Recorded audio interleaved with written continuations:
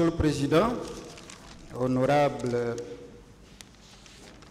assesseur, je voudrais justement intervenir au nom et pour le compte, bien entendu, du président Moussa Dadis Camara, plus particulièrement. Mais je veux, en intervenant justement en son nom et pour son compte, donner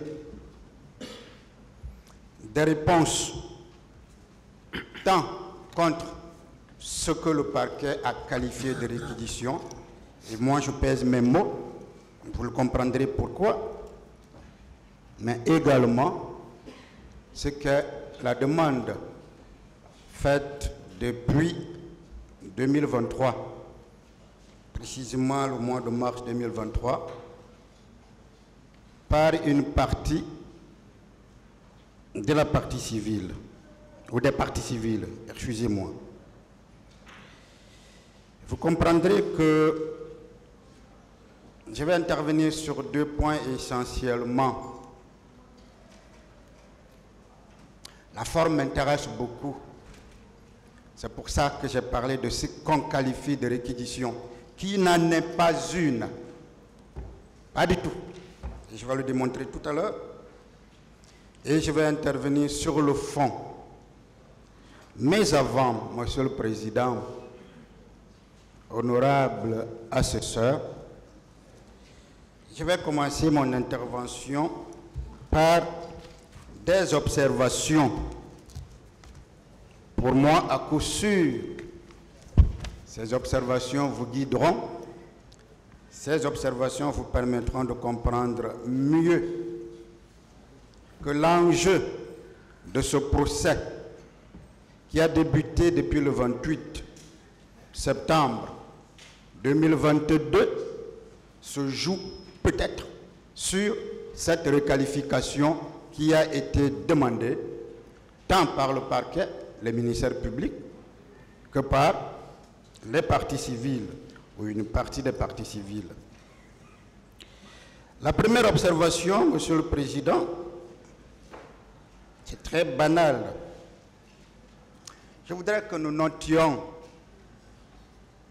que nous sommes devant un tribunal criminel national. Je veux peser mes mots. Nous sommes devant un tribunal criminel national. Nous ne sommes donc pas devant un tribunal international, ni même devant un tribunal mixte ou un tribunal internationalisé. Je peux faire toute une journée pour faire la différence entre ces juridictions. Alors, parce que nous sommes devant un tribunal criminel au niveau national, nous ne pouvons appliquer que les lois nationales. Parce que le droit pénal, la procédure pénale, ce droit processuel, il est tellement jaloux qu'il est un droit souverain ayant un caractère purement ou exclusivement territorial. Alors, je voudrais également indiquer comme deuxième observation qui résulte naturellement de la première que nous ne sommes pas devant la Cour pénale internationale pour que les règles qui sont appliquées devant la Cour pénale internationale qui résultent du statut de Rome soient appliquées par votre juridiction. Vous allez comprendre que cela est non seulement juridiquement impossible, mais matériellement, c'est impossible et la raison est aussi très simple. Monsieur le Président, c'est que on a intégré dans l'arsenal répressif guinéen les mêmes incriminations qui se trouvent dans le statut de Rome dans notre arsenal répressif en 2016. Si cela ne comptait pas en droit, si cela n'avait pas un pesant d'or, si cela ne voudrait pas dire que sans son intégration, il serait difficile de l'appliquer, sinon impossible, on n'aurait jamais fait. C'est pour ça que je dis que parce que tout simplement on l'a intégré, cela est suffisant que nous ne parlions même plus de la Cour pénale internationale ici, que nous ne parlions même plus du statut de Rome ici. Parce que tout simplement, ces faits sont intégrés. Deuxième élément, pour vous dire, c'est que le 28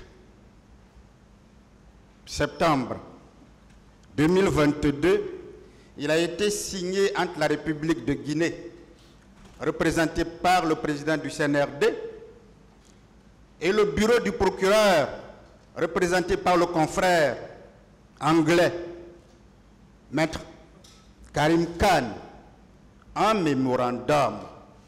Je vais vous parler, dans mon intervention, des points 6 et points 12 de ce mémorandum pour que vous compreniez que la Cour pénale, que le bureau du procureur lui-même savait qu'à partir du moment où, en raison du principe de la subsidiarité qui existe entre ces deux juridictions, la Cour pénale ne pouvait plus réagir.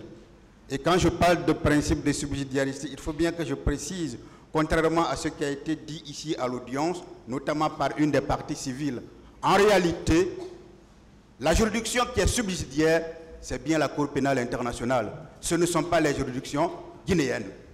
Les juridictions guinéennes sont d'office compétentes pour connaître de toutes les infractions qui sont commises dans le ressort géographique de la Guinée ou toutes les fois qu'un Guinéen est impliqué.